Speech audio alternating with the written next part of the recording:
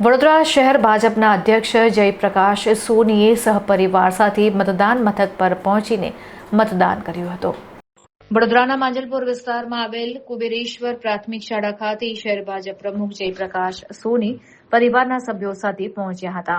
તેમણે એક જવાબદાર નાગરિક તરીકે લાઇનમાં ઉભા રહીને મતાધિકારનો ઉપયોગ કર્યો હતો। આ પ્રસંગે તેમણે આંગળી ઉપર શાહીનું નિશાન બતાવીને લોકશાહીની ગરિમાને વધાવી હતી।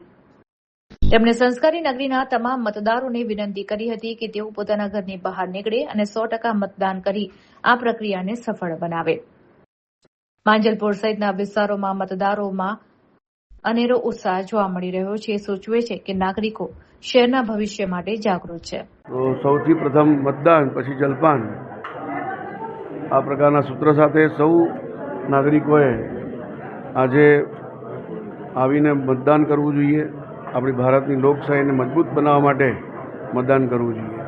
મેં પણ મારા પરિવાર સાથે અહીંયા આવીને કુબેરેશ્વર પ્રાથમિક શાળામાં જ્યાંનું મતદાન મથક છે ત્યાં આવીને મારું મતદાન કર્યું છે। મારા પરિવારના સૌ સભ્યોએ આજે મતદાન કર્યું છે। આપના માધ્યમથી સૌ નગરજનોને અપીલ કરું છું કે આવનારી આ જે ચૂંટણી છે એમાં સૌ મતદાર મોટી માત્રામાં મતદાન કરે અને દેશ હિતમાં મતદાન કરે।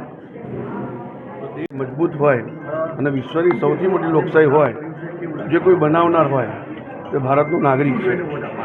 નાગરિકોએ પોતાનું કર્તવ્ય નિભાવવાનો સમય છે। બંધારણની અંદર જે આપણને મતદાનનો અધિકાર આપ્યો છે એ અધિકાર નિભાવવાની આજે દિવસ છે। આપ સૌના માધ્યમથી હું નગરજનોને જણાવવા માગું છું કે આપ દેશ હિતમાં આગળ આવીને મતદાન કરો। બસ વિકાસ જે લોકો વિકાસ કરે છે તો એને સપોર્ટ આપણે કરીએ તો દેશ સુધરે છે।